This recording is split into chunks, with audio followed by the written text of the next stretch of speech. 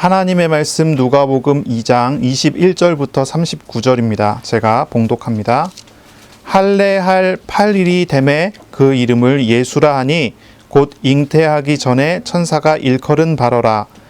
모세 법대로 정결 예식의 날이 참에 아기를 데리고 예루살렘에 올라가니 이는 주의 율법에 쓴 바 첫 해에 처음 난 남자마다 주의 거룩한 자라 하리라 한 대로 아기를 주께 드리고 또 주의 율법에 말씀하신 대로 산 비둘기 한 쌍이나 혹은 어린 집 비둘기 둘로 제사하려 함이더라. 예루살렘에 시므온이라 하는 사람이 있으니 이 사람은 의롭고 경건하여 이스라엘의 위로를 기다리는 자라. 성령이 그 위에 계시더라. 그가 주의 그리스도를 보기 전에는 죽지 아니하리라 하는 성령의 지시를 받았더니 성령의 감동으로 성전에 들어가매 마침 부모가 율법의 관례대로 행하고자 하여 그 아기 예수를 데리고 오는지라. 시몬이 아기를 안고 하나님을 찬송하여 이르되 주제여 이제는 말씀하신 대로 종을 평안히 놓아주시는도다. 내 눈이 주의 구원을 보았사오니 이는 만민 앞에 예비한 것이요 이방을 비추는 빛이요 주의 백성 이스라엘의 영광이니이다 하니 그의 부모가 그에 대한 말들을 놀랍게 여기더라.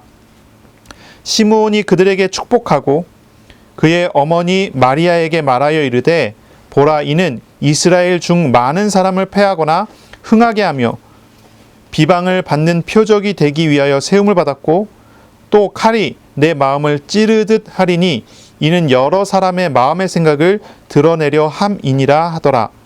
또 아셀 지파 바누엘의 딸 안나라 하는 선지자가 있어 나이가 매우 많았더라.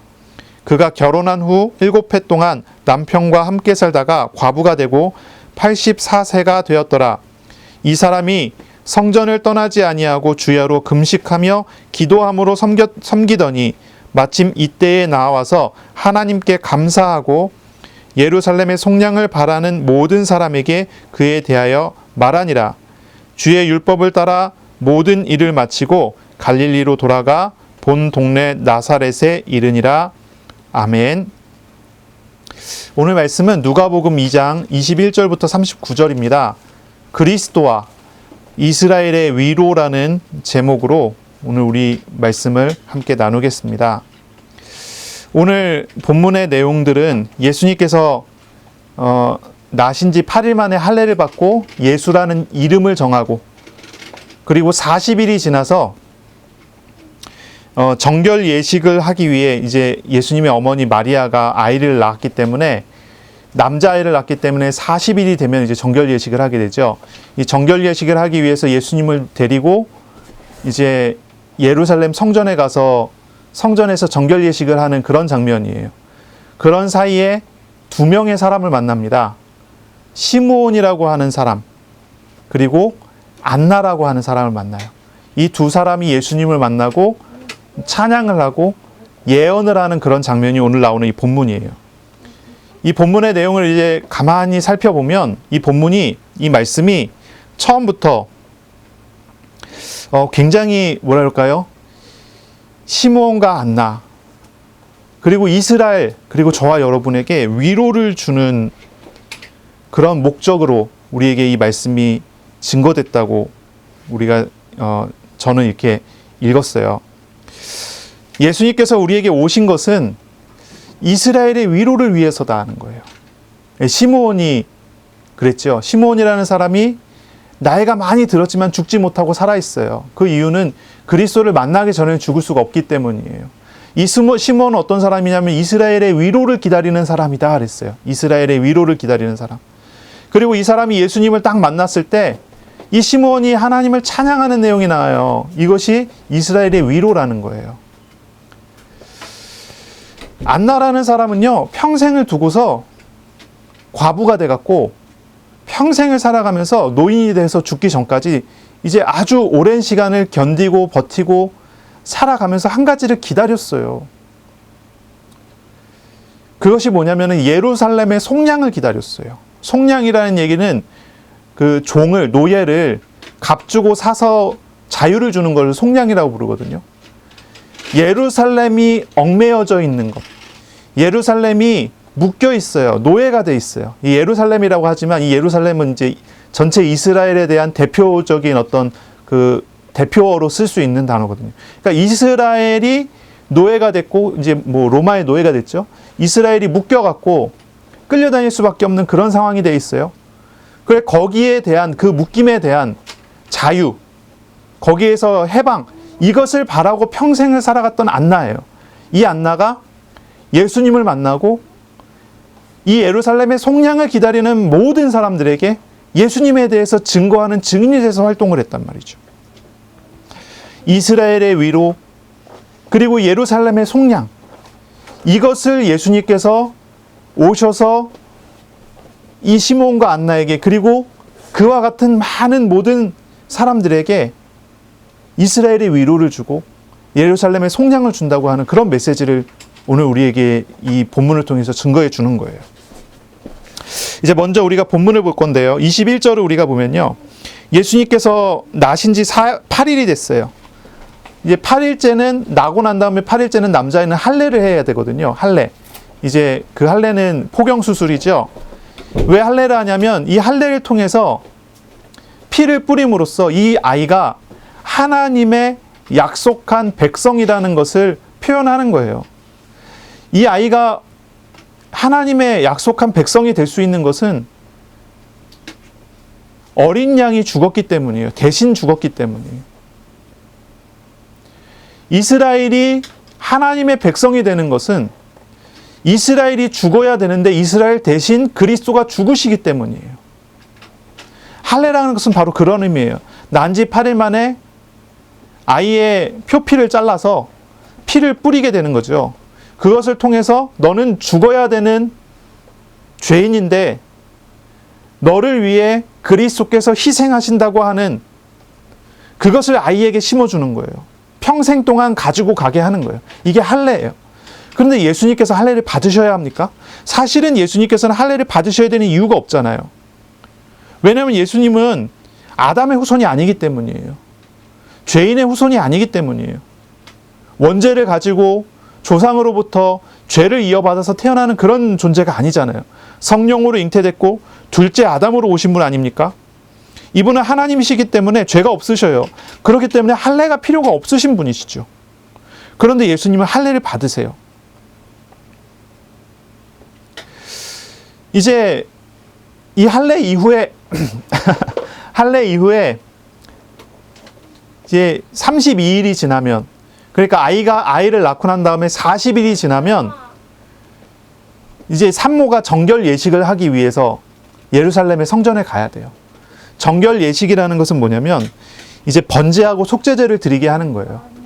애 엄마가 애를 낳고 난 다음에 번제와 속죄제를 하나님께 드려서 자신이 죄인이라는 사실을 고백하고, 그런데 하나님의 은혜로 죄 씻음 받은 사람이라는 걸 고백하게 하는 예식이에요. 근데 이 예식을 할 때 이제 원래 산모가 이제 정결 예식을 하게 되는데 예수님을 데리고 가요. 근데 여기 뭐라고 나오냐면 이렇게 표현을 하는 거예요. 정결 예식의 때가 가까이 왔는데 예수님을 데리고 갔다는 거예요. 왜 갔냐면 예수님이 정결 예식을 받기 위해서가 아니고 예수님은 그 집안의 첫째 난 장자이기 때문에, 장자, 첫 태생이기 때문에, 초태생이기 때문에 초태생은 하나님께 다 바쳐야 되거든요. 하나님께 바쳐지기 위해서 간다는 거예요. 이거는 이제 유월절 사건으로부터 시작이 돼요. 유월절에 있었던 일, 어떤 겁니까? 그 밤에 하나님께서, 하나님의 사자가 집집마다 방문을 하지 않습니까? 그때에 어린 양을 잡아서 그 집에 그 피를, 양의 피를 문인방과 문설주에 바른 집은 하나님의 심판이 넘어갑니다. 근데 바르지 않은 집은 들어가서 첫 새끼, 가축의 첫 새끼나 사람의 첫 장자는 다 죽게 되죠. 이게 이제 유월절날 일어났던 일이에요. 원래는 이스라엘의 전부가 다 죽어야 마땅한데 하나님께서 어린 양을 대신 죽여서 장자들이 살아남게 하셨어요. 그리고 바로 그것으로 인해서 하나님께서 뭐라고 명령하셨냐면 레위기 12장에 보면, 레위기 12장인가요? 아니네요. 레위기 12장은 정결 예식에 관한 거고, 어쨌든 이제 그 출애굽기에 보면 이제 나오죠. 거기에 보면 이제 뭐라고 나오냐면 초태생은 하나님의 것이다. 왜냐하면 하나님께서 어린 양의 피로써 사셨기 때문에 하나님의 소유라는 거예요. 초태생은, 처음 난 아이는 하나님의 것이기 때문에 하나님께 드려져야 돼요. 그런데 첫 아이는 하나님의 것이라서 하나님께 드려져야 되는데 모두가 다 그렇게 드릴 수가 없잖아요. 그래서 하나님께서 레위인들을 따로 세우십니다. 레위 족속, 레위 지파, 이 사람들을 따로 세우셔서 뭐라고 명령하시냐면, 이 레위 지파는 이스라엘의 초태생, 그 첫 장자의 역할을 하게 될 거라는 거예요. 대속하게 될 거라는 거예요. 그래서 어떻게 해야 되냐면, 모든 이스라엘의 사람들은 초태생이 나면, 첫 장자가 나오면 이 아이에 대한 속전을 성전에 바치게 했어요. 속전. 돈을 내게 했어요. 은 5세겔 정도 되는 돈인데, 그 돈을 내서 이 아이 대신 레위인이 하나님께 드려져서 레위인이 하나님의 사람으로서 살도록 하는 거예요. 그게 이제 속전입니다. 이 속전은요, 아이가 직접 성전에 갈 필요가 없어요. 정결 예식을 하러 부모가 갔을 때 거기서 속전을 드리면 되는 거예요. 그런데 이상하게 오늘 본문에 보면요, 예수님께서 예루살렘으로 직접 바쳐지기 위해서 갔다는 거예요. 이런 구절들이 나오는 거예요. 이제 속전이 은 5세겔 정도 되는데, 이 마리아와 요셉의 부부는 굉장히 가난해서 이 은 5세겔을 낼 수 있는 돈이 없었던 것 같아요. 그래서 원래는 이제 번제를 드릴 때 어린 양 한 마리와 속죄제를 드릴 때 비둘기 2마리를 하나님께 드려야 되는데, 이 마리아와 요셉은 돈이 없고 가난하기 때문에 어린 양을 잘 드릴 수가 없어서 비둘기로 번제와 속죄제를 다 드리는, 오늘 이제 본문에 그런 내용이 나오죠. 이렇게 되는 거예요. 그러니까 이제 아마도 주석가들이 추측하기는 뭐라고 하냐면, 속전을 드릴 수 있는 돈이 없기 때문에 성전에 직접 예수님을 데리고 가서 가난한 사람들에게 주는 속전을 면제받기 위해서 가지 않았을까라고 추측을 하는 거예요. 어쨌든 그런 목적, 예수님께서 성전에 가서 초태생으로서 하나님께 드려지는 것에 대한 어떤 그런 목적을 가지고 가는 거예요. 근데 이상하잖아요. 예수님은 죄가 없으신데 왜 할례를 받으셔야 됩니까? 예수님은 죄가 없으신 분인데 왜 초태생으로서 바쳐줘야 됩니까? 그럴 이유가 없는 것이잖아요. 원래는 그런 이유가 없어요. 그런데 예수님께서 할례를 받으시기도 하고, 예수님께서 초태생으로서, 장자로서 하나님께 드려지기 위해서 성전에 가요. 왜 그렇습니까? 이것은요, 율법 아래에 있는 죄인들, 하나님의 택하신 사람들을 모두 구원하시기 위해서 예수님께서 율법 아래에 들어가신 거예요. 율법 아래에 있는 사람들을 구원하시기 위해서 율법을 다 대신 지켜주시는 일을 하시기 위해서 하신 거예요. 이것을 두고 우리는 뭐라고 부르냐면은 예수님의 의라고 얘기를 해요. 예수님의 순종이라고 얘기를 해요. 예수님은 2가지의 순종을 하셔요. 첫 번째는 뭐냐면 모든 율법을 다 지켜서 행하시는 거예요. 율법 아래에 오셔서 모든 율법을 행하셔서 율법의 의를, 우리 대신 율법의 모든 의를 성취하시고 예수 그리스도를 영접하는 자에게 율법을 지킨 그 의로운 은혜를 덧입도록 만들어주시는 거죠. 또 한 가지의 순종은 뭐냐면 예수님께서 십자가에서 우리를 위하여 우리의 죄를 대신하여 십자가에서 죽으신 거예요. 예수님께서 우리의 대신 고난을 당하시고 우리 대신 십자가에 죽으심으로써 우리의 죄를 다 대신 짊어지신 거죠. 우리의 죄를 다 십자가의 피로써 씻어버리시는 거죠. 그래서 예수님께서는 2가지의 순종을 통하여서 우리에게 완전한 은혜를 입혀주세요. 우리를 죄에서 해방시켜주는 구원과 예수님께서 율법을 다 지켜서 행함으로써 받게 되어지는 놀라운 축복을 우리에게 입게 만들어주시는 거죠. 예수님의 십자가로 말미암아 예수님이 영접하는 자는 죄에서 해방을 받고, 예수님의 율법 순종으로 말미암아 우리가 예수님을 영접하는 자가 하나님 앞에서 율법을 순종한 자의 복을 받게 하신다는 거예요. 그래서 예수님께서는 이렇게 할례를 받으시고 초태생으로서 하나님께 바쳐지기 위하여 성전으로 가시게 된 것이지요. 예수님께서는 초태생으로서 하나님께 바쳐졌어요. 원래 그렇게 바쳐질 이유가 없으신 분인데 바쳐졌어요. 원래는 이스라엘의 첫 장자들, 그렇죠? 이스라엘의 첫 장자들 대신 어린 양이 바쳐졌잖아요. 그리고 그 장자들 대신 레위 사람들이 하나님께 바쳐지잖아요. 그런데 예수님께서는 가난한 집안에서 가난하게 속전을 드리지 않았어요. 예수님께서는 거기서 자신 대신 레위인이 하나님께 드려지도록 하지 않았어요. 예수님 자신이 하나님께 드려진 거예요. 예수님은 죄인된 가정의 첫째로서 드려진 것이 아니라 모든 인류의 첫째로서 하나님께 드려졌어요. 예수님은 모든 인류의 장남으로서 하나님께 바쳐진 것이지요. 자신의 죽음을 통해 속전을 지불하심으로 택하신 자들을 구원하시기 위하여 오신 거예요. 예수님께서는 우리의 대속물이 되셨지요. 이것이 우리에게 참된 위로를 주는 것입니다. 이것이 우리에게 참된 위로를 주는 거예요. 이스라엘의 위로를 기다리던 경건한 사람 시므온이 있어요. 이 시므온은요, 이스라엘의 위로를 기다려요. 이 이스라엘 위로라는 단어는 어디에 있습니까? 이사야서에 나오는 내용이에요. 이 시므온은 이사야서의 그 내용을 기억하고 생각하고 이스라엘의 위로가 오기를 소망한 것이죠. 그래서 이스라엘의 위로다 그러면은 이스라엘이 이제 로마에 속국돼 있으니까 이스라엘 독립전쟁이다 이렇게 생각하는 사람이 있을지 모르겠는데 이 시므온은 그런 사람이 아니에요. 이 안나라는 사람도 마찬가지죠. 여자 선지자 안나예요. 성경에 신약에 여자 선지자가 2명 나오는데 그 중에 한 명이 이 사람이거든요. 이 여자 선지자예요. 선지자는 어떤 사람입니까? 하나님의 말씀을 맡은 사람이에요. 하나님의 말씀을 대언하는 사람, 예언자라고 그러죠. 이런 사람이에요. 이 여자 선지자 안나는요, 예루살렘의 속량을 기다렸어요. 값주고 사기를 바랬어요. 노예된 이스라엘이 예루살렘이 값주고 사서 해방되고 자유롭기를 원했어요. 많은 사람들은 그것을 로마의 노예된 상태에서 해방되는 거라고 생각했는데 이 안나는 그렇지 않았어요.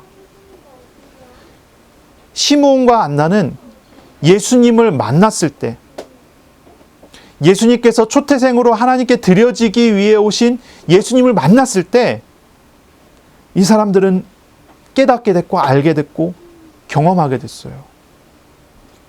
시므온은 예수님을 만나서 하나님을 찬양해요. 하나님을 찬양합니다. 진정한 위로를 받은 것입니다. 그 위로가 자기에게 왔다고 고백하는 거예요. 안나는 예수님 만나고 난 다음에 만나는 모든 사람에게 예수님에 대해서 증거하고 돌아다녔어요. 예루살렘의 속량을 평생을 기다려왔는데 예수님을 만나니까요. 예수님 안에 그 속량이 있는 거예요. 시므온이 죽기 전까지 평생을 노인이 될 때까지 평생을 기다려왔던 이스라엘의 위로가 시므온에게 왔기 때문에 이제 감사하고 죽을 수 있어요. 그런 찬양을 해요. 안나가 그래요. 평생을 금식하면서 살았거든요. 평생을 살면서 성전에서 살았거든요. 뭔가 자신에게 불편한 게 있어요. 하나님께 바꿔달라고 기도한 거예요. 그게 뭡니까? 이스라엘의 예루살렘의 속량이거든요. 예수님을 만났을 때 알게 된 거예요. 예수님께서 이스라엘을 위하여 바쳐지기 위해 오셨구나. 우리를 위하여 섬기시기 위해서 오셨구나. 이것을 깨달은 거죠. 이게 알게 된 거죠. 놀라운 은혜를 받게 된 거예요. 자, 우리가 마리아의 이야기를 조금 해야 될 것 같아요. 마리아는요, 정결 예식을 위해서 예루살렘으로 갔어요. 산모의 정결 예식을 위해서 예루살렘으로 올라갑니다. 모세의 율법책 레위기의 12장에 보면 남자아이는 난지 40일이 지나면 예루살렘 성전에 가서 제사를 드려야 돼요. 예루살렘 성전에 가서 제사를 드려야 돼요. 여자아이는 여기서 33일을 더해요. 73일째 됐을 때 이제 예루살렘 성전에 가서 정결 예식을 해야 돼요. 이 율법은요, 굉장히 중요한 때에, 특히 아이를 낳을 때에 반드시 산모가 자신이 죄인됨을 고백하게 하고 속죄를 선언받게 했어요. 율법에 의하면 산모는 반드시 번제와 속죄제를 드려야 됐어요. 이 속죄제라는 거 우리가 잘 알잖아요. 내가 죄인입니다. 내가 죄를 졌습니다. 라고 하는 그런 고백이 되는 거죠. 우리가 알지만 아이를 낳는 건 죄가 아니잖아요. 그런데 왜 하나님께서 번제와 속죄제를 드리게 했을까요? 정결 예식을 왜 드리게 했을까요? 산모를 거룩하게 하시기 위해서 하나님께서 번제와 속죄제를 드리게 하셨다는 거죠. 육신을 가진 사람은 누구나 죄를 짓는 성향을 가지고 있어요. 다시 말해서 사람은 누구나 원죄를 가지고 태어날 수밖에 없죠. 아이가 새로 태어났어요. 이 아이를 이제는 키워야 돼요. 부모가 이 아이를 키울 때 무엇으로부터 시작을 해야 됩니까? 하나님 앞에서 자신이 죄인 됐다라고 하는 그런 고백으로부터 시작하도록 만드는 거예요. 아이를 낳은 게 죄라서 아이를 낳은 죄를 씻기 위해서 정결 예식을 하는 게 아니에요. 아이를 낳는 건 하나님의 복이죠. 우리가 알잖아요. 우리가 뭐 시편에도 그렇고 잠언도 그렇고 아이를 많이 낳는 것은 하나님께서 주신 놀라운 축복 아닙니까? 그런데 왜 정결 예식을 하게 만들죠? 이 아이를 키우는 데 있어서 내가 죄인됨의 고백으로부터 시작하여 아이를 키우도록 만드는 거라는 거예요. 이것이 하나님께서 특별히 아이를 낳고 난 다음에 정결 예식을 해야 된다라고 명령하신 목적인 거죠. 그 내용인 거예요. 산모가 아이를 양육하는 데 있어서 죄에서 돌이키고 거룩한 데서부터 시작하게 만드는 거죠. 또한 다른 측면에서 보면요, 이 정결 예식 자체는요, 이 마리아가 자녀를 키울 때에 자녀를 우상으로 삼지 않도록 하는 거예요. 자녀가 우상이 되지 않도록 만드는 거예요. 얽매이지 않도록. 자녀에 대한 지나친 욕망에서 돌이켜서 아이를 바르게 키우도록 만들기 위한 목적도 있어요. 정결 예식의 목적이죠. 내가 죄인입니다 라는 고백, 내가 우상을 가지고 있는 죄인입니다 라고 하는 그런 고백을 통해서 아이가 우상되지 않고 하나님만을 바라보게 만드는 거예요. 이 아이가 나의 소유가 아니고 부모의 소유가 아니고 이 아이가 우상이 되어서는 안 된다는 걸 가르치는 거예요. 결국은 자녀가 하나님의 소유라는 것을 알게 하고 부모는 하나님의 자녀를 맡은 자로서 살게 만드는 그런 내용이 이 정결 예식이라는 걸 통해서 가르쳐진다는 거죠. 그래서 이것은 굉장히 중요한 의미예요. 아이를 낳아서 한번 키워보세요. 어떤 마음이 들까요? 어떤 생각이 들까요? 아이 키우는 게 어렵습니까? 쉽습니까? 어떤 사람은 이야기하기를 아이 낳으니까 아이들이 스스로 크더라 이렇게 얘기하는데 무책임한 말이죠. 아이 낳는 거, 아이 키우는 거 쉽지 않아요. 쉬운 거 아닙니다. 그렇잖아요. 우리 동물의 아이들과는 다르게, 동물의 새끼들과는 다르게 사람의 아이들은 전혀 다르지 않습니까? 동물의 새끼들은요, 나면요, 본능적으로 살아가요. 낳고 얼마 시간이 지나지 않아서 스스로 서갖고 일어나서 돌아다니기도 하는 그런 동물도 있어요.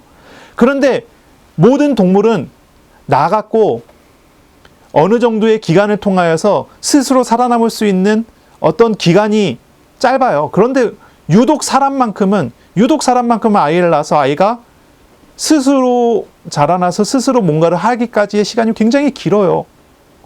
하나님께서 왜 그렇게 만드셨을까요? 아이들은요, 부모가 하나하나 가르쳐주지 않으면요, 부모가 옆에서 하는 것들을 아이들이 보고 자라나지 않으면요, 아이들은 제대로 자라날 수가 없거든요.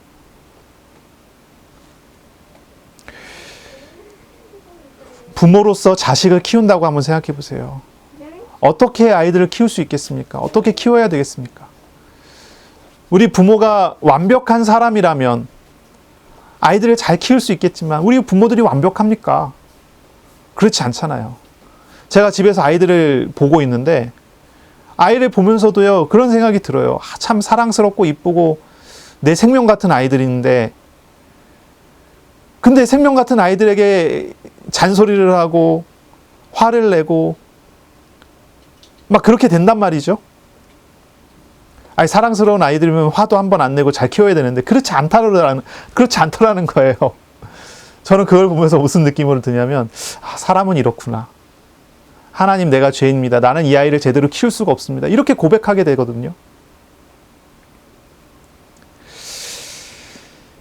지정결예식이라는 게 무슨 의미일까? 제가 가만히 생각해 보니까 그런 것 같아요. 하나님께서 그 부모에게 은혜를 주시는 거예요. 은혜를 주시는 거예요. 하나님의 놀라운 은혜로 아이들이 자라나도록 부모에게 가르쳐 주시는 거예요. 내가 죄인임에도 불구하고 하나님의 은혜로 살잖아요. 부모가 그걸 깨닫게 했다는 거예요. 그래서 이 아이들도 이제 하나님의 은혜로 살게 하는 거 아닌가.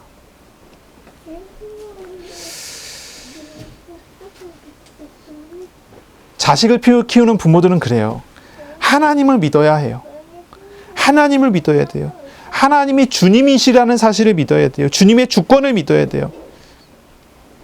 자녀를 낳고 기르는 사람들은 무엇을 의지해야 합니까? 자신의 힘을 의지해서 아이를 잘 키울 수 있습니까? 그렇지 않아요. 하나님의 도우심을 구하고 하나님을 의지하며 살아가야 하는 것 아니겠어요? 아이를 키우는 부모님들 위로를 받으시기 바랍니다. 정말 위로를 받으시기 바랍니다. 우리의 죄를 씻으시고 우리를 짊어지시는 하나님께서 우리 자식들도 지키시고 인도하시는 줄로 믿습니다. 주님을 바라보며 주님 안에서의 위로를 받으세요. 참된 위로는 바로 예수님께서 나 대신 드려진 죄값으로 바쳐진 제물이라는 거예요. 그것을 바라보시기 바랍니다. 그 주님을 바라보시기 바라요.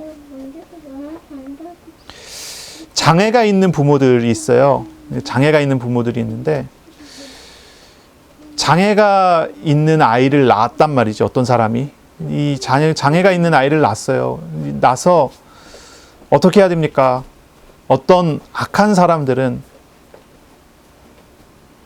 소망이 없고 희망이 없다 해서 죽는 경우도 있어요. 그런데 하나님을 믿는 사람들은 어떻습니까? 장애가 있는 아이를 낳았으면 얼마나 절망이 되겠습니까? 그러나 하나님을 믿는 사람들은요, 그것이 절망이 아니라 하나님의 위로를 받으면서 살아가는 거예요. 최근에 읽은 책 중에 팀 켈러라는 목사님이 쓴 고통에 답하다라는 책이 있는데 그 책에 나오는 예화 중에 한 가지가 그런 게 있어요.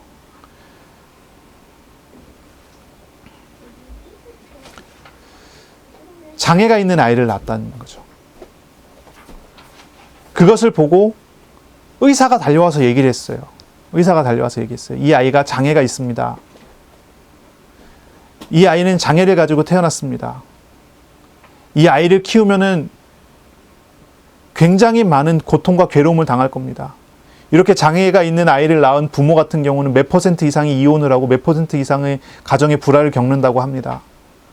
다행히도 이 아이에게는 약간의 호흡 쪽에 문제가 있습니다. 쉽게 치료할 수 있는 문제이지만 치료를 하지 않으면 이 아이가 죽게 됩니다. 그 의사가 하는 얘기가 그런 얘기예요. 이 아이가 장애를 가지고 태어났으니 그 쉽고 가벼운 치료를 하지 말고 내버려 둬서 이 아이가 자연스럽게 죽게 만드는 게 어떻겠냐. 의사가 그렇게 권유를 하더라는 거죠. 그랬더니 산모가 뭐라고 하냐면은 치료해 주십시오라는 거예요. 치료해 주세요. 의사가 말합니다. 경제적인 문제가 있을 겁니다. 부모와 형제들이 고통이 될 겁니다. 의사가 설득을 하는 거예요. 이 아이를 내버려 두는 것이 당신에게 좋을 겁니다. 내가 생각했을 때는 당신이 이 아이를 내버려 둬야 된다고 생각합니다. 막 설득을 하는 거예요. 그런데 이 엄마는 얘기합니다. 하나님의 손길이 있을 겁니다. 그리고 아무 문제 없을 겁니다. 예수님을 믿는 사람은 어떤 사람인가요? 예수님을 믿는 사람은 하나님을 바라보는 사람이죠. 하나님과 동행하는 사람이지요. 하나님의 도우심 속에 사는 사람이죠. 하나님의 주권을 믿는 사람이지요. 하나님의 인도하심을 받는 사람이 아니겠어요? 고통스러운 일이 있을 수 있습니다. 고통스러운 문제가 있을 수 있습니다. 그러나 그 고통을 피하려 하기보다는 그 고통 속에서 나와 함께 하시고 나를 도우시고 나에게 은혜 주시는 하나님과 동행하는 사람이 아니겠어요? 이 산모는요, 이 의사의 말이 아무런 도움이 안 돼요. 하나님만이 나의 위로가 되신다는 사실을 아는 거예요. 고난 중에 있는 사람의 진짜 믿음의 고백을 들어본 적이 있습니까? 진짜 믿음의 고백, 주님과 동행하는 사람이 고난을 당했어요. 이 고난 중에 있는 그 사람의 진짜 믿음의 고백을 들어본 적이 있습니까? 그 사람은 말합니다. 하나님이 함께 하신다고, 하나님을 만났다고 합니다. 하나님이 도우신다고 합니다. 나에게는 아무 문제가 없다고 합니다. 하나님이 나를 위로하시고 나를 도우시기 때문에 괜찮다고 합니다. 오늘 나오는 시므온과 안나, 이 두 사람은요, 그렇게 편안한 생을 사는 사람은 아닌 것 같아요. 시므온이라는 사람, 이 안나라는 사람은 굉장히 어려운 시기를 겪어나가면서 살아갔던 사람이 아닌가 싶어요. 시므온이 예수님을 만나고 진짜 위로를 받았어요. 첫 번째 뭐라고 얘기한 줄 아십니까? 찬양의 첫 마디가 이제는이었어요. 이제는. 이 시므온이 예수님을 만나서 예수님을 딱 안고 한 첫 마디가 이제는 내가 죽을 수 있게 됐습니다. 다시 말해서 죽지 못해서 살고 있어요. 그런 거예요. 시므온이 아마 고통 중에 있지 않았을까요? 노환에 의해서 고통 중에 있지 않았을까요? 하나님, 나는 이 세상에 미련이 없습니다. 나를 천국으로, 하나님 곁으로 빨리 데려가 주시기 바랍니다. 라고 기도하고 있었던 사람일 것 같아요. 예수님을 만나자마자 예수님께, 하나님께 바쳐지기 위해 오신 어린 양이라는 사실을 이 시므온이 예수님을 만나서 바로 알지 않았겠어요? 이 시므온이 주님과 동행하는 사람이요, 시므온이 하나님의 영이 그 머리 위에 있는 사람이요, 성령에 충만한 사람이란 말이죠. 이 성경에 보면 성령에 충만한 예수님의 이제 이 예수님께서 오실 때 성령에 충만한 사람들이 한 명씩 한 명씩 나오는데 이 사람이 6번째 사람이거든요. 6번째 사람.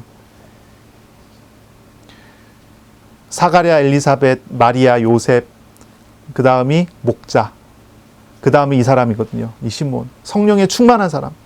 하나님을 경험한 사람이에요. 하나님을 만난 사람이에요. 하나님과 동행하는 사람이에요. 예수님을 보자마자 나의 구원이 여기 있구나. 나의 위로가 여기 있구나. 드디어 이제는 내가 죽을 수 있게 됐습니다. 주제여, 이제는 말씀하신 대로 종을 평안히 놓아주시는도다. 내 눈이 주의 구원을 보았습니다. 이 구원은 만민의 앞에 예비한 것이고 이방을 비추는 빛이요 주의 백성 이스라엘의 영광입니다. 이런 찬양을 해요. 이 시므온이요.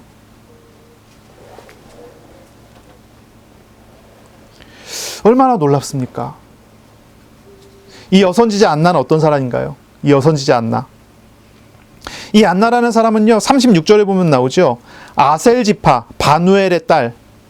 아셀지파래요. 아셀지파는 북이스라엘의 10개 지파 중에 하나거든요. 다시 말해서 북이스라엘은 거의 멸족됐어요. 아수르에 의해서 멸망되고 아수르가 혼혈 정책을 펼쳐갖고 이스라엘 피가 다 없어져 버렸어요. 다 혼혈족이 돼버렸어요. 그래서 믿음을 이어 내려온 사람들이 거의 없다시피 해요. 그런데 이 사람은 아셀지파래요. 벌써 이스라엘이 망해서, 북이스라엘이 망해서 이 10개의 지파가 가문이 없어져 버린 지가 벌써 400년이 넘었는데 이 사람은 믿음을 지키고 전통을 지키고 그 지파의 기업을 이어오던 사람이에요. 이 아셀 지파의 사람. 바누엘의 딸 안나라는 사람이에요. 이 사람은 선지자예요. 하나님 말씀 맡은 사람이에요. 나이가 매우 많았다고 그랬어요.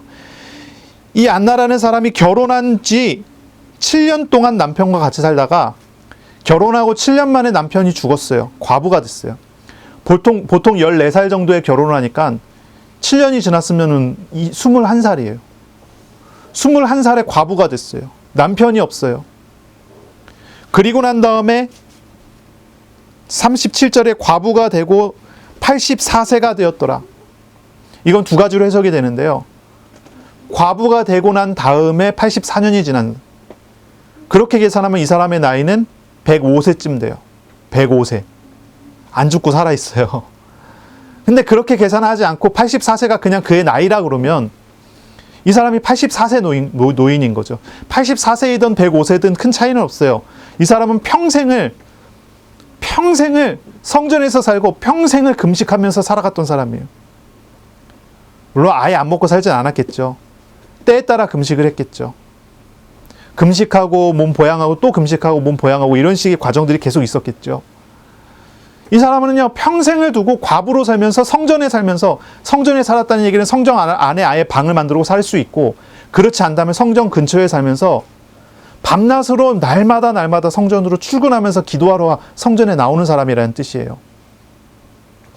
그러면서 금식을 해요. 사람들이 일반적인 경우에 어떻게 금식을 합니까? 율법주의자들이 금식을 할 수는 있어요. 그런데 이 여선지자 안나는요, 하나님 말씀을 맡은 사람이고 율법주의자는 아닌 것 같아요. 그럼 이 사람이 금식했다면 금식할 만한 문제가 있을 때, 금식할 만한 어떤 정상적이지 않은 것 때문에 정상적으로 만들기 위해서 금식을 하지 않겠어요? 그러니까 안나는요, 21살부터 84년 동안이든지 21살부터 71년 동안이든지 거의 평생을 하나님 앞에 매달려서 기도했다는 거예요. 어떤 문제를 해결하려다. 그 해결해내려고 하는 내용이 뭡니까? 예루살렘의 속량이에요. 하나님, 내가 죄인입니다. 우리 민족이 죄인입니다. 우리를 구원해 주십시오. 이런 기도예요. 안나가 편안히 살았겠습니까? 평생을 어떻게 살았겠습니까? 노환과 나이 들은 괴로움을 가지고 살지 않았겠습니까? 그리고 그 마음에 담겨져 있는 나라를 사랑하는 마음과 자신의 영혼에 대한 생각과 이스라엘의 죄에 대한 생각을 하면서 살지 않았겠어요? 평생의 삶이 어쩌면요, 고난의 삶인지도 모르겠어요. 금식과 금식의 연속입니다. 그러나 이 여선지자 안나, 예수님 만났어요. 정반대의 반응을 보입니다. 시므온은요, 예수님 만났어요. 찬양했어요. 기뻐했어요. 내가 이제 드디어 죽게 됐구나. 하나님께 감사했어요. 내가 그리스도를 드디어 만나서, 내가 그리스도를 만나서 죄 사함을 받고 구원을 받고 내가 이제 죽는구나. 근데 이 사람은요, 안나는요, 정반대로 죽게 됐음이 아니라 예수님이 만나고 자기가 아는 모든 사람을 찾아다니면서요, 예수님, 이스라엘의 속량에 대해서, 예수님에 대해서 증거하는 증인이 돼요. 이 사람은 나이가 더 많은데도 활력이 있어요. 예수님 만나서. 제가 이런 질문을 해보고 싶어요. 여러분, 어디에 위로를 받으십니까? 무엇의 위로를 받으십니까? 무엇이 되면 우리가 위로를 받을 수 있을 거라 생각하십니까? 무엇이 나를 위로할 수 있습니까?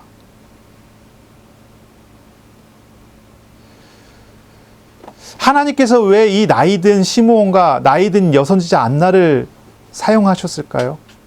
성전 안에는 대제사장도 있을 거 아니에요. 그렇죠? 이스라엘 안에는 대율법학자도 있었을 거예요. 예를 들어서 바울의 스승인 가말리엘 같은 사람. 얼마나 대학자입니까? 대학자예요. 그런 사람도 있어요. 성경을 정말로 잘 아는 사람. 존경받는 율법 해석자. 성전의 대제사장. 그런데 우리 예수님, 우리 하나님께서는 이런 사람들을 만나려 성전에 가시지 않았어요. 시므온과 안나. 9세대의 사람, 나이 들어서 이제 곧 죽을 사람. 그런 사람 만나러 가셨어요. 왜 높은 지위에 있는 사람을 만나서 그들에게 말씀을 증거해 주시고 은혜 주시지 않았을까요?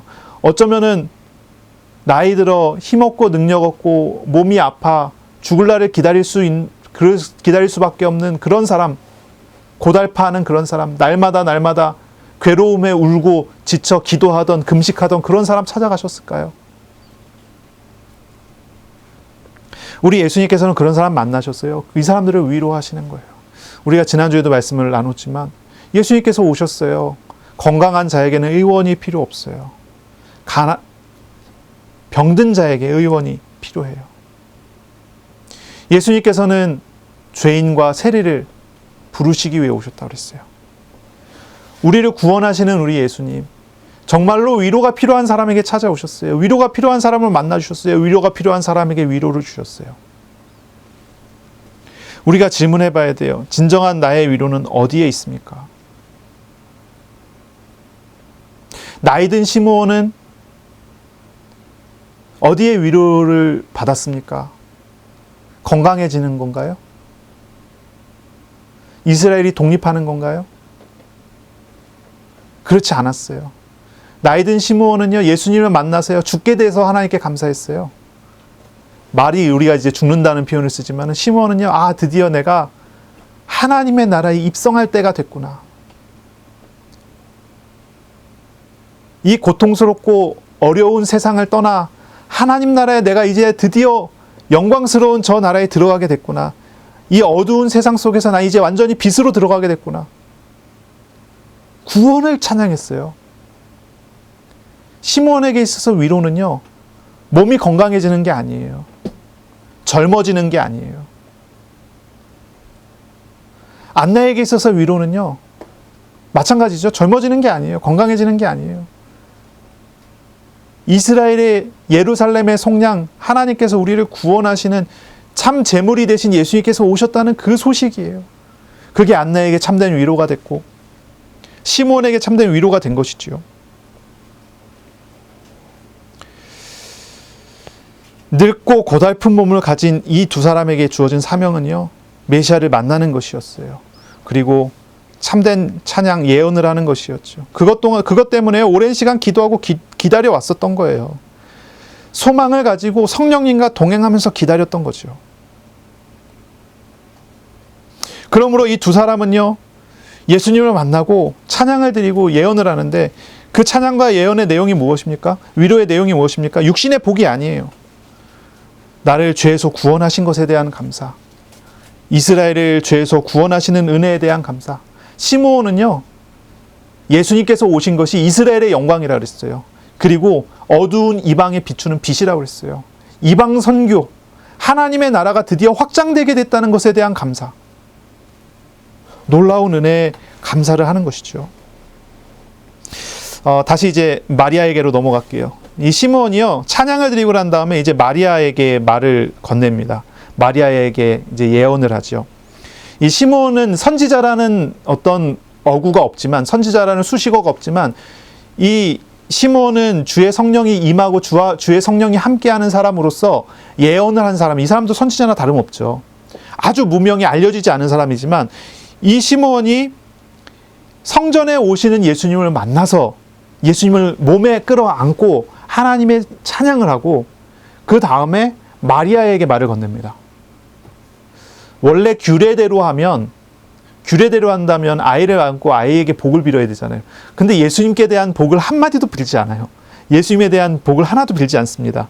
당연하죠. 이 시므온은 그리스도를 만났는데 그리스도에게 무슨 복을 빌겠어요. 대신 이 시므온은요, 마리아를 위해서 복을 빌어요.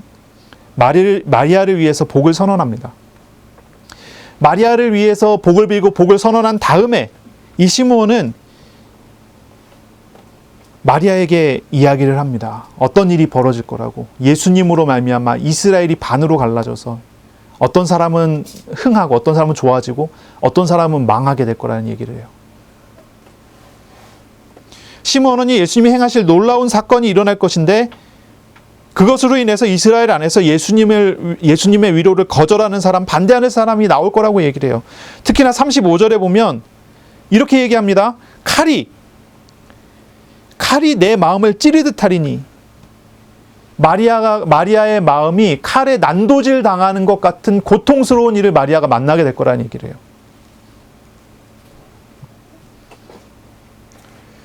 그 일은 실제로 나타납니다. 십자가의 죽음으로 나타납니다. 그렇죠? 마리아의 마음이 칼로 난도질 당하듯이 고통스러워지는 그때가 반드시 와요. 그때는 무엇입니까? 무엇 때문입니까? 예수님께서 그들의 영적인 실상을, 그들의 내면을, 마음의 생각을 다 드러내실 것이기 때문이에요. 그리고 그 일은 아무도 감추지 못하는 일로 나타나는 거죠. 우리가 사실 예수님 앞에 서게 된다면 우리의 마음을 우리가 감출 수 있겠어요? 사람들은 가면을 쓰고 살잖아요. 그렇죠? 가면을 쓰고 살아요. 이제 뭐 밖에 나가서 누구를 만나면 나는 괜찮은 척 가면을 써요. 집에 와서 가족을 만나면 또 가족 앞에서 또 다른 가면을 쓰죠. 여기서는 좋은 사람이 돼야 되고, 저기서는 단호한 사람이 되고, 저기서는 어떤 사람이 돼야 되고, 이미지를 딱 가지고 그렇게 살아요. 그러다가 아무도 없는 골방에 혼자 앉으면 외로워요. 가면을 벗게 됩니까? 자신을 더 이상 속일 수가 없으니까. 우리가 하나님 앞에 딱 서게 됐을 때, 하나님을 대면하게 됐을 때 우리가 하나님을 속일 수 있겠습니까? 없어요. 이스라엘은요, 오랜 시간 동안요, 자기 자신을 감추며 살았어요. 자신이 죄인인데도 죄가 아닌 척, 죄인이 아닌 척. 스스로를 속이면서 산 거죠. 자신의 지위와 자신의 능력과 자신의 모든 어떤 권위를 유지하기 위해서. 근데 예수님을 만나면요, 더 이상 그걸 감출 수가 없고요. 그것을 속일 수가 없어요. 다 드러날 수밖에 없거든요. 그렇기 때문에 자신이 죄인이라는 사실을 깨닫고 견디지 못하여 예수님을 죽이려 하는 거죠. 어떤 사람은요, 자신이 죄인이라는 사실을 깨닫고 견딜 수 없어서 예수님 앞에 무릎을 꿇기도 합니다. 시험을 만나면요, 두 종류의 사람이 나오는 것 같아요. 뭐 크게 세 종류겠죠. 뭐 이도 저도 아닌 사람도 있을 수 있겠지만, 이제 그거는 이제 제외하고 크게 두 종류 사람이 나오는 것 같아요. 시험을 만나면 하나님께 무릎 꿇는 사람, 반대로 하나님을 떠나는 사람. 여러분 어떤 사람이십니까? 이스라엘의 위로를 기다렸던 시므온, 이 시므온이 마리아에게 예언을 해주는 거예요. 복을 빌고 난 다음에 마리아에게 예언을 해주는 거예요. 이런 일이 벌어질 것이다. 이런 일이 벌어지는 이유는 주께서 그들의 마음의 생각을 다 드러내시기 때문이다. 그러니까 있을 수밖에 없는 일이 일어난다는 얘기를 하는 거예요. 마리아에게 이 이야기를 왜 했을까요? 그 이야기를 왜 했을까요? 나에게 시험이 온다는 말을 들었어요. 그럼 나는 어떻게 해야 될까요? 마리아에게 한 가지의 숙제를 주는 거죠. 질문을 주는 거죠. 하나님께서 마리아에게 메시지를 주는 거죠. 너는 어떤 사람이냐라는 질문을 하는 거죠. 우리가 질문해요. 우리 스스로에게 질문해요. 저와 여러분 어떤 사람입니까? 어떤 사람입니까? 오늘 몇 가지 얘기를 했어요. 몇 가지의 내용을 설명했어요. 예수님께서 우리를 위해 오신 어린 양으로서 오셨다. 하나님께 드려졌다는 이야기를 했어요. 또 마리아에 대한 이야기를 하면서 정결 예식을 통해서 자신이 죄인됨을 고백하고 자신의 시각이나 자신의 생각이나 자신의 우상을 다 내려놓고 주님 앞에 무릎 꿇도록 만드는 예식을 이야기를 했어요. 그리고 그러한 예식에서 시므온은 마리아에게 이야기하는 거예요. 이런 일이 벌어진다.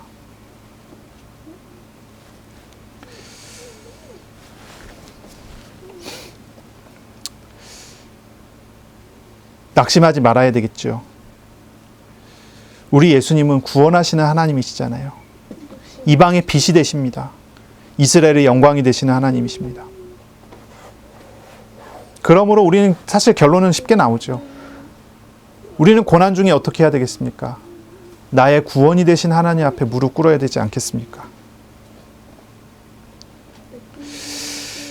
하이델베르그 요리문답 1번이 있습니다. 하이델베르그 요리문답. 이건 우리 개혁교회에서 가장 중요하게 생각하는 신앙 고백 중에 하나예요. 우리 개혁교회에서 가장 중요하게 생각하는 신앙 고백이 뭡니까? 우리가 지난번에 얘기했던 웨스트민스터 신앙 고백서. 그리고 이 하이델베르그 요리문답, 이 두 가지를 가장 이제 중요하게 생각을 해요. 물론 그 외에도 많이 있어요. 벨직 신앙 고백이라든지 도르트 신앙 고백이라든지 도르트레트 신앙 고백이라든지 아니면은 스위스 제네바에 있는 신앙 고백서 뭐 이런 것들이 있어요. 요리문답 이런 것도 있어요. 근데 이제 그런 것보다도 가장 전체적으로 잘 정리되어 있고 가장 뭐랄까요, 우리에게 있어 체계적으로 우리에게 전달되어 오는 두 가지를 얘기한다면은 웨스트민스터 신앙 고백과 하이델베르그 요리문답을 얘기를 해요. 그 중에 이제 하이델베르그 요리문답은 웨스트민스터 신앙 고백서하고 조금 달라요. 웨스트민스터 신앙 고백서는 위에서부터 아래로 이야기를 하는 그런 신앙 고백이에요.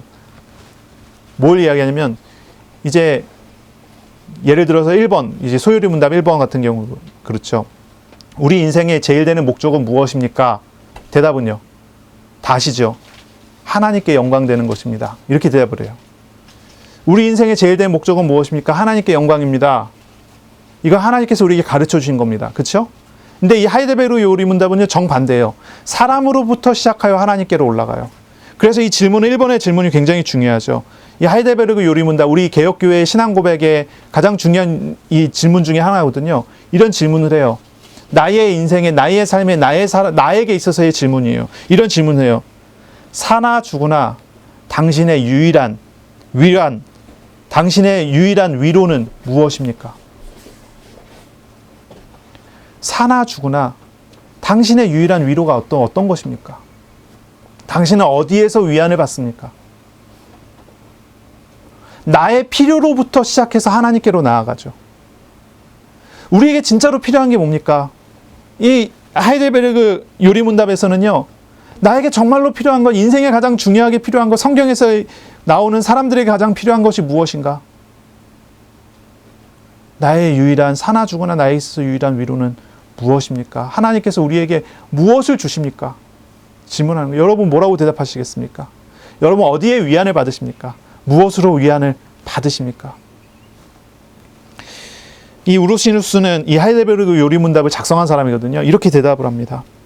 나는 사나 죽으나 몸과 영혼이 나의 것이 아니요 나의 신실하신 구주 예수 그리스도의 소유라는 것을 믿습니다. 그것이 자신을 위로한다는 거예요. 내가 하나님의 소유이기 때문에 나는 위안을 받습니다라는 거예요. 예수님은 그의 보혈로 나의 모든 죄값을 치르고 나를 마귀의 모든 권세에서 해방하셨습니다. 또한 그분께서는 내 하늘 아버지의 뜻이 아니면 내 머리털 하나도 떨어질 수 없도록 하실 뿐만이 아니라 오히려 모든 것이 합력하여 나의 구원을 이루도록 그렇게 나를 지키십니다. 이게 나를 위로해요. 이것이 나의 위안이에요. 그러므로 그분께서는 또한 그의 성령으로 나에게 영생을 확신시켜 주시며 이제부터 마음으로부터 스스로 그리고 기꺼이 그분을 위하여 살도록 하십니다. 이 우르시누스가 경험한 하나님, 성경을 통해 하나님께서 우리에게 가르쳐 주신 그 하나님이요. 내가 어디에 위안을 받습니까? 어떤 사람은 이야기해요. 고달픈 하루의 일과를 마치고 집에 돌아오며 사는 로또 한 장에 위안을 받는데요. 그런 사람도 있어요. 로또가 되면 뭐 할까? 이 생각하면서 위안을 받는다는 거죠. 왜 웃으세요? 로또를 사셨나요? 거기에 위안을 받는다는 사람도 있어요. 내가 몸이 너무 아파요. 이 몸이 나아진다면 정말 좋을 텐데. 그것이 자신의 위안인 사람이 있어요. 내가 상처를 받았어요. 이걸 누군가 보듬어 안아준다면 내가 참 좋을 텐데. 거기에 자신의 생을 거는 사람이 있어요. 그런 것들이 나를 진짜로 위로할 수 있습니까? 진짜로 위로할 수 있나요? 진정한 위로가 되지 않아요. 잠시 이런 괴로움을 잊어버리게 만들어줄 뿐이지 다시 돌아가는 거죠. 하나님의 말씀에서는 우리가 하나님 안에 살아야 된다고 얘기를 해요. 하나님의 말씀에서는요, 우리가 예수 그리스도와 동행해야 된다고 얘기를 해요. 그렇지 않습니까? 이 우르시누스는요, 우리의 신앙의 선배 아닙니까? 이 우리의 신앙의 선배는요, 우리에게 이걸 가르쳐 줘요.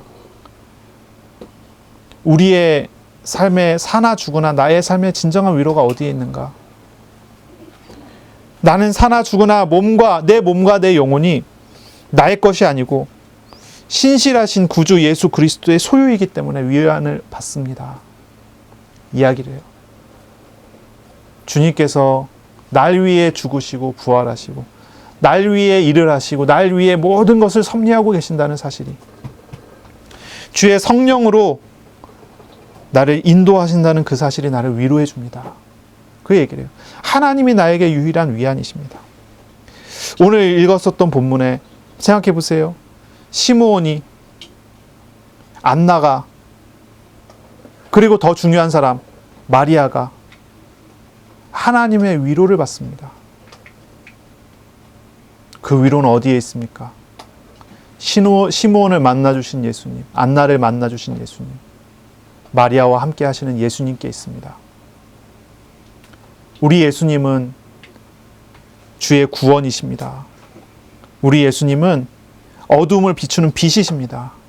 우리의 삶의 영광이 되시는 분이십니다. 바로 이 예수님 바라보시기 바랍니다. 이번 한 주간 우리를 찾아오신 예수님과 동행하는 삶을 사시기 바랍니다. 광야 같은 세상 속에 있지만 이 광야 같은 세상에서 주님의 위로와 도우심을 누리며 살아가시길 바랍니다. 이 말씀을 묵상하세요. 말씀을 묵상하며 주님과 인격적인 교제를 나누시기를 바랍니다. 기도하겠습니다.